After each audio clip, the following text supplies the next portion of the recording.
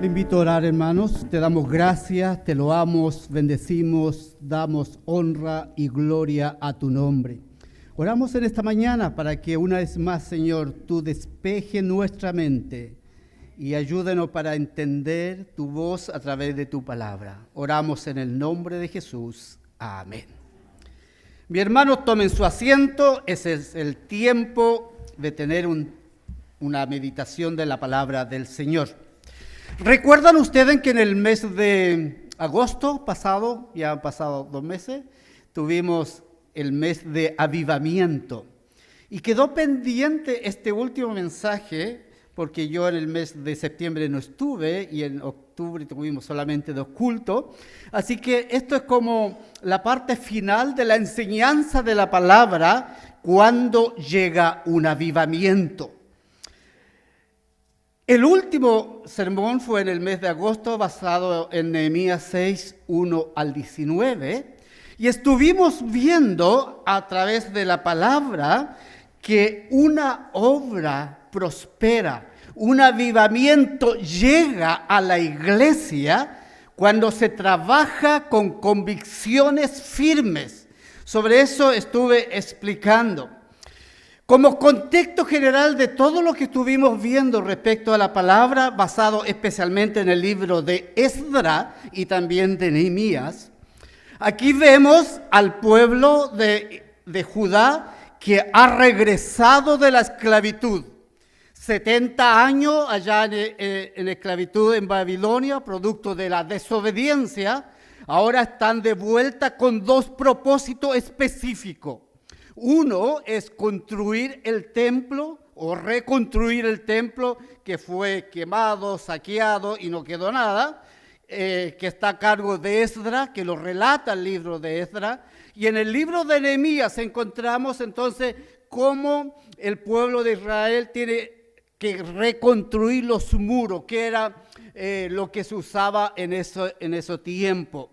Y en ese contexto están basados estos libros. Todo el libro de Nehemías habla sobre eso. Entonces ellos, de vuelta con un grupo pequeño, se cree que el primer grupo que regresa no son más de 70,000 personas, y así fueron volviendo por grupos, incluso muchos de ellos se quedaron en Babilonia. Cuando ellos realizan este trabajo, ellos están convencidos de estar haciendo una obra para Dios, pues ellos entendían que si no había templo de alguna forma, Dios no estaba con su pueblo. Entonces ellos tenían que hacer esto para la obra del Señor, para que Dios habitara entre su pueblo. Y cuando reconstruyen los muros, ellos debían ser protegido de los enemigos. Vimos en esa oportunidad, porque esto es un pequeño repaso solamente del último sermón para entrar en el contexto, vimos y tenemos que preguntarnos, mis hermanos, ¿cuál es nuestra convicción? ¿Por qué trabajamos en la obra del Señor? ¿Qué te motivó a ser miembro en esta iglesia donde Dios te llamó? ¿Cuál es nuestra motivación? ¿Estamos convencidos que estamos haciendo una obra para el Señor? Si es que lo estamos haciendo, porque aquí vemos también este pueblo que en algún momento flaqueó, no siguió con el trabajo, Ageo especialmente los reprende, los llama de nuevo a volver al trabajo. ¿Cuál es nuestra convicción? Nehemías y Esdras estaban convencidos que su esfuerzo serían coronados. Hermanos, qué bueno saber, a pesar de que no lo merecemos, solamente por la gracia de Dios, nuestro trabajo en esta tierra no es en vano. Seamos que realicemos trabajo así entre comillas, grande o pequeño, no es en vano. Cuando sabemos que lo estamos haciendo para la obra del Señor. Para la obra del Señor. La Biblia nos dice que seremos coronados, seremos premiados No lo merecemos, porque todo lo que hacemos, lo hacemos en gratitud por lo que Cristo hizo por nosotros.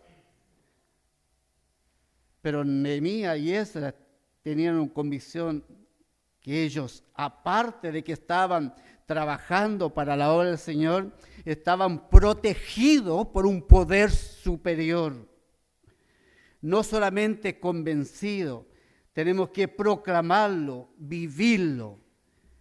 Entonces, una iglesia es avivada, un avivamiento llega a la iglesia cuando hay convicción. Aquí no, los que somos encargados de los ministerios, en este caso mío que soy el encargado, nosotros no somos el jefe que damos órdenes, somos los siervos que el Señor nos ha llamado en un tiempo determinado para cumplir un trabajo determinado. Pero somos pasajeros, estamos un tiempo, ya se habló que próximo año posiblemente habrán otra persona dirigiendo la iglesia y también estarán un tiempo determinado. Somos siervos que trabajamos por la obra del Señor. Pero hoy día vamos a ver especialmente que una iglesia prospera. Una iglesia tiene avivamiento cuando se escucha, cuando se atiende, cuando se vive la palabra de Dios. Pareciera que esto lo sabemos, pero es tan importante recordarlo, porque esto no debe ser una teoría que yo tenga conocimiento, sino tiene que ser algo que yo vivo continuamente como hijo de Dios. Se juntó todo el pueblo como un solo hombre, dice el versículo 1. Estamos en Nehemías 8. Y se juntó todo el pueblo como un solo hombre en la plaza que está delante de la puerta de aguas, y dijeron a Esdras, el escriba, que trajese el libro de la ley de Moisés, la cual Jehová había dado a Israel. La semana pasada se recordó la reforma. Y una de las cosas que nos trajo la reforma es que de nuevo pudimos tener la Biblia en nuestra mano. Y la reforma se produjo, el comienzo de la reforma, el 31 de octubre de 1517. O sea, hace poco tiempo en realidad, son como 500 años. Pero hubo siglos que la Biblia no estaba a disposición de cualquiera persona. Solamente aquellos curas, si se puede llamar, los sacerdotes, tenían una porción de la palabra del Señor. La Biblia no había sido traducido al idioma del pueblo. La reforma produjo esto. Y se empezaron a imprimir Biblia por todo el mundo para que toda persona pueda tener la Biblia en su mano, en su idioma. Y eso hoy día lo que la sociedad bíblica realiza, la traducción de la palabra del Señor en lenguas y dialectos, de tal manera que todo el mundo pueda conocer la palabra del Señor. En el capítulo 8 al 10 del libro de Nehemías, describe la palabra del Señor un avivamiento y renovación espiritual del pueblo de Judá al escuchar la palabra del Señor. El capítulo 9 relata que Esdras confiesa los pecados del pueblo. Él ora por el pueblo. Y el capítulo 10 hay algo muy interesante, porque el pueblo escuchó la palabra. Dice que entendió la palabra. Y ellos prometen, incluso usted lo puede ver en el capítulo 10, firman que ellos se comprometen a cumplir la palabra del Señor. Y está enumerado, están los nombres ahí de los que firmaron y dijeron: nosotros hemos escuchado la palabra, nosotros ahora firmamos y nos comprometemos a obedecer la palabra. Por eso que el avivamiento primero viene de Dios, se transmite a través de la palabra. Entonces, si queremos que la iglesia tenga avivamiento, tenemos que saber que eso viene de Dios. No hay personas, superhombre, que va a avivar una iglesia con mucho conocimiento que tenga. Ya hemos dicho en otra oportunidad que el avivamiento no es cantar fuerte, orar fuerte, eso no es avivamiento. Entonces a veces esperamos un superhombre que por allá está, entonces hay que traerlo para que la iglesia se avive. El avivamiento viene de Dios, se transmite a través de la palabra. Mientras una iglesia predique la sana doctrina y predique la palabra de Dios, habrá avivamiento. Versículo 3. Estaban atentos al libro de la ley. Dice el versículo 3: y leyó el libro delante de la plaza que está delante de la puerta de las aguas, desde el alba hasta el mediodía, en presencia de hombres y mujeres, y todos que podían entender, y los oídos de todo el pueblo estaba atento al libro de la ley. Y aún más, hay una respuesta del pueblo de confirmar la palabra de Dios. Entonces, ¿saben ustedes, hermanos, por qué decimos amén en la iglesia? ¿Usted había pensado en eso? Aquí casi comienza. El pueblo respondía cuando se le leía la palabra: amén, amén. Nosotros somos como un poco flojitos para decir amén. Y cuando hay que confirmar la palabra, porque lo que hacía el pueblo era que confirmaba la palabra. Y cuando usted está de acuerdo con la palabra, diga amén. Hay alguno que le cuesta. Acostumbrémonos, porque eso es bíblico. No es algo que alguien lo ha inventado. Aquí prácticamente nace.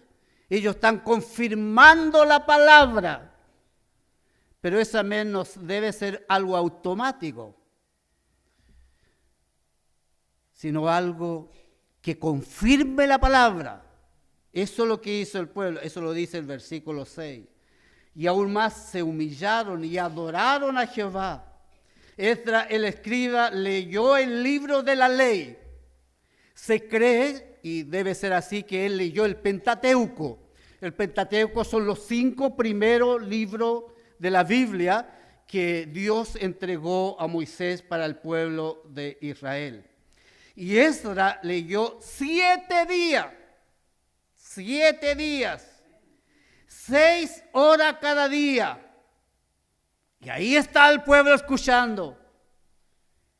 ¿Y por qué nosotros entonces nos cansamos tanto de escuchar la palabra? Yo normalmente predico un promedio de media hora. Me puedo pasar 5 o 10 minutos o quedarme 5 minutos. Pero ese es mi promedio de predicación.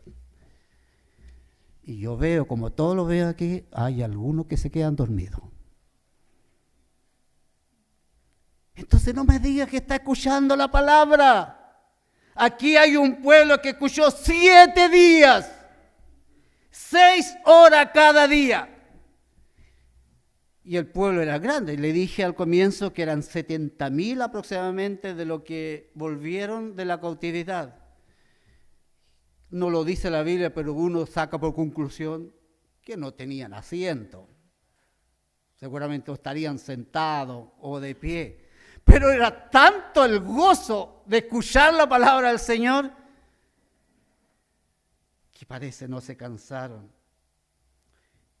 Y eso era, como lo dice el versículo 4, tuvo que hacer un púlpito, así quizá algo similar a esto, para estar más arriba y para que toda la gente pudiera escuchar la palabra del Señor. Me da la impresión que Esdras gritaba o leía en voz fuerte. Hay que pensar que en ese tiempo no había amplificación, no había los equipos de hoy día, y escuchaba la palabra del Señor.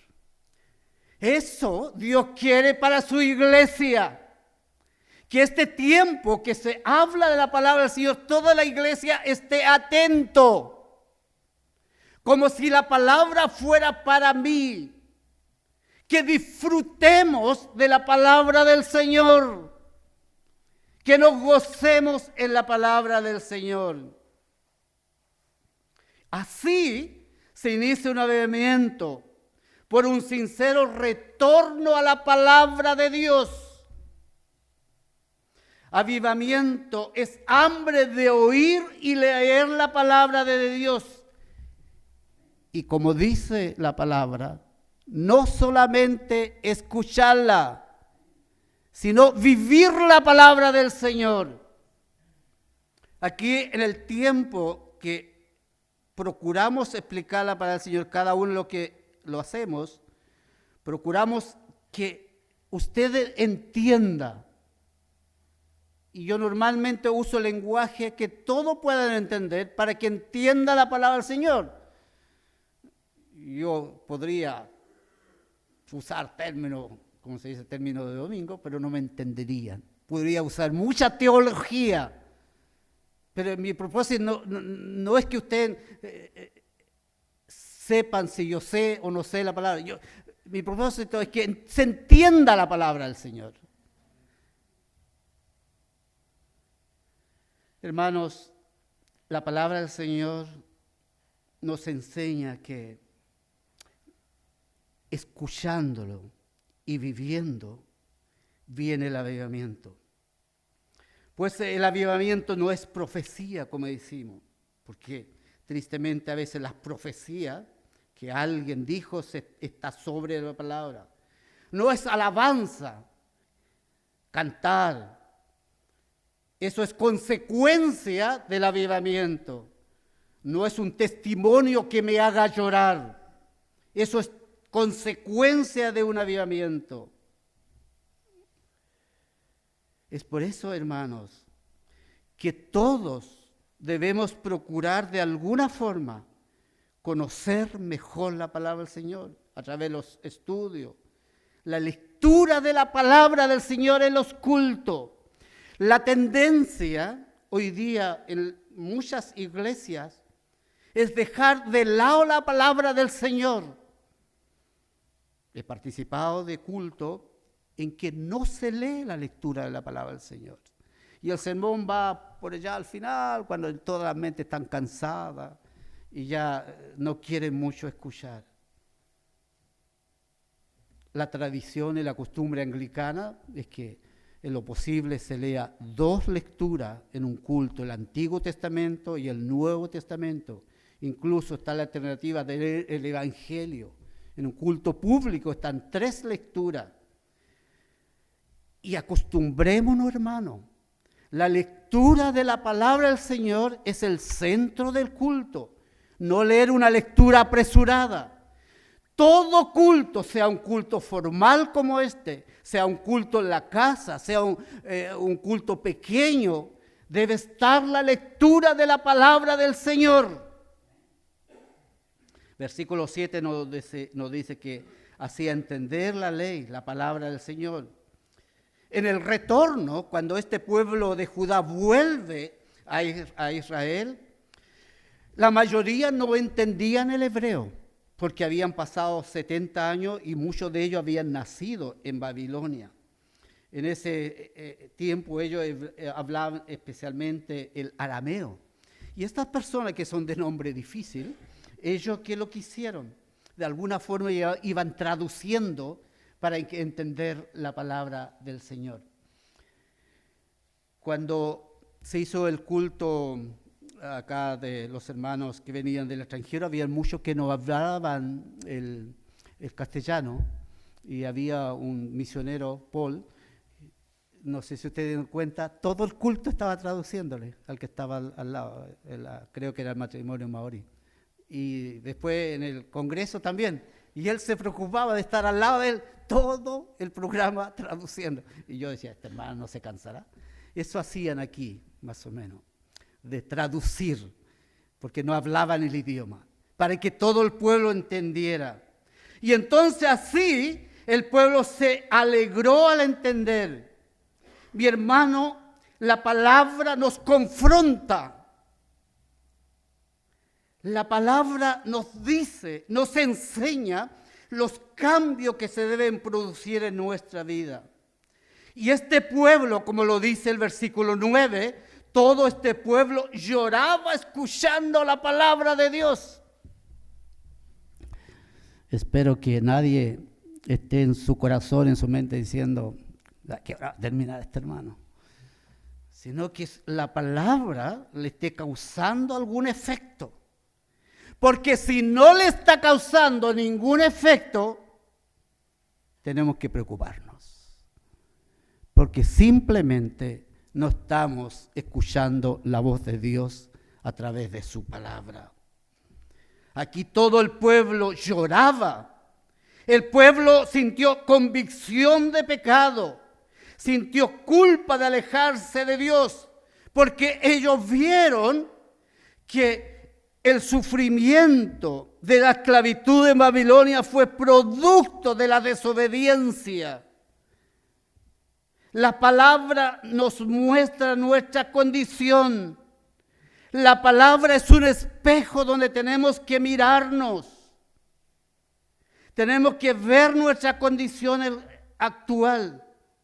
Porque vemos en la palabra el juicio de Dios o vemos la bendición de la obediencia. La palabra nos enseña cómo debemos vivir. La palabra es una norma de conducta. Por nombrar alguno, la Biblia nos enseña que yo debo perdonar. Y si yo escucho la palabra del Señor y no perdono, entonces viene el juicio de Dios. La palabra del Señor me dice que yo debo amar a mi prójimo. Si yo no obedezco a la palabra del Señor, que tiene que transformar y cambiar, Dios tendrá que intervenir en mi vida. La palabra del Señor me dice que yo no debo unirme en yugos desiguales. Si yo lo hago, entonces estoy pecando y no estoy escuchando la voz del Señor. Aún más si yo conozco la palabra del Señor. Eso es vivir la palabra del Señor. Yo me puedo emocionar, puedo tener convencimiento, pero la palabra del Señor debo vivirla cada día en mi actuar. La palabra del Señor es el que me muestra el camino. Mi vida, mi conversación, mis opiniones deben glorificar a Dios. Como persona yo puedo tener buenos deseos y buenas intenciones, pero eso tiene que estar fundado en la palabra del Señor. Es así que cada vez que yo converso, cada vez que yo opino, debiera decir, dice la palabra del Señor. Que es tan diferente decir, yo pienso así. Porque yo puedo pensar totalmente diferente a la palabra. Pero cuando me baso en la palabra del Señor dice así, por eso lo digo, eso es lo que produce cambio. Eso es vivir la palabra del Señor. Yo voy a ser un trabajador responsable, voy a llegar a la hora, no voy a sacar la vuelta, porque eso me enseña la palabra del Señor. Eso es oír la palabra del Señor. Eso es escuchar la palabra del Señor. Eso es vivir la palabra del Señor. La palabra del Señor me dice que yo tengo que ser cumplidor de mis impuestos, que debo pagar sueldo justo, que debo glorificar a Cristo con todo lo que yo hago. El versículo 10, el gozo de Jehová es nuestra fortaleza. Aquí vemos un pueblo alegre. Los versículos más adelante, si usted lee todo el capítulo 8, ven cómo este pueblo se alegró. Usted sabe que el pueblo de Israel era muy bueno para hacer fiesta, para celebrar. ¿Y ellos qué hicieron? Fueron, comieron, hicieron fiesta. Allá los matrimonios duraban 7 días. Aquí dura un día nomás. Entonces, era un pueblo alegre. Que eran buenos para bailar, y por eso que los salmos siempre hablan de la danza, y lo que está diciendo los salmistas especialmente, que esa danza que hagan ustedes, háganlo para el Señor, porque era una característica del pueblo. Y aquí le dice que el gozo de Jehová, que se gocen, es nuestra fortaleza, al seguir las instrucciones de la palabra. La seguridad que han sido perdonados los pecados, entonces nosotros tenemos gozo porque sabemos, y la palabra nos enseña, que si confesamos nuestro pecado, Él es fiel y justo para perdonar y limpiarnos de toda maldad. La palabra nos causa gozo cuando nosotros hacemos, nos da fortaleza para poder mantenernos firmes ante Él. La palabra de Dios trae consagración, trae avivamiento. Dios actúa como un artesano. Ustedes saben lo que es un artesano. A mí siempre me llama la atención aquellos artesanos que se le pasa un tronco, y de ello que cualquiera ese tronco lo podía botar o echar fuego, que no tiene ningún valor, pero un artesano hace una maravilla de un tronco que por ahí está. Así actúa Dios. Él es el artesano. Cristo moldea nuestras vidas. Entonces, cuando Cristo moldea nuestra vida, cuando nos da una forma, pero no mi forma, porque mi forma tiene mucho defecto. Mi forma tiene enojo, mi forma carnal tiene pecado de la vieja naturaleza. Mi forma está mal diseñada, pero producto del pecado de la humanidad. Entonces Cristo tiene que darle una nueva forma, y actúa Él como un artesano. El avivamiento es la consecuencia de la consagración. Cuando yo me entrego, mis pecados, yo lo entrego a ti, mi vida lo entrego, que Dios tome control y dominio de todas las áreas de mi vida, no de alguna, porque hay alguna, hermano, que nosotros no queremos entregarle al Señor. Y ahí tenemos que ser muy sinceros. Hay áreas que como que son nuestras y no queremos que Dios intervenga. No, tenemos que entregarlo todo, y ahí viene un sincero deseo de servir a Dios. Dios aviva el fuego del Espíritu que está en nosotros, que todo lo tenemos, recibiendo el Espíritu Santo. Un resumen, hermanos, de esas predicaciones que quizá usted no se recuerda, pero tengo entendido que está en el Facebook de la iglesia, así que pueden subir y verlo. Vimos uno de los primeros sermones en el mes de agosto, que el avivamiento llega a la iglesia cuando despiertan los dormidos.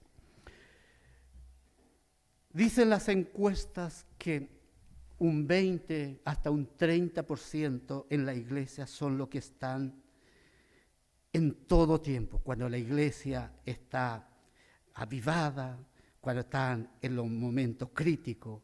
Ese 20% normalmente es el que sostiene a la iglesia. Son los que son fieles al Señor en dar sus ofrendas y sus diezmos. Son los que participan en los cultos, los que participan en la vida de la iglesia. Y hay un porcentaje bastante grande, se cree que hasta un 60% quizás, que están dormidos.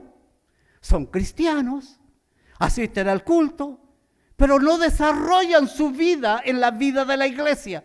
Se conforman con algo poco. Pero un avivamiento viene cuando despiertan aquellos que están dormidos, aquellos que no están desempeñando y entregando sus dones, talentos y capacidades para el servicio del Señor. y están tranquilos porque la iglesia sigue trabajando y hay otros que están haciendo el trabajo. Dios te llama a ti, tú tienes el mismo don que el Señor te ha entregado, el mismo Espíritu Santo, el mismo poder. Eso fue uno de los sermones.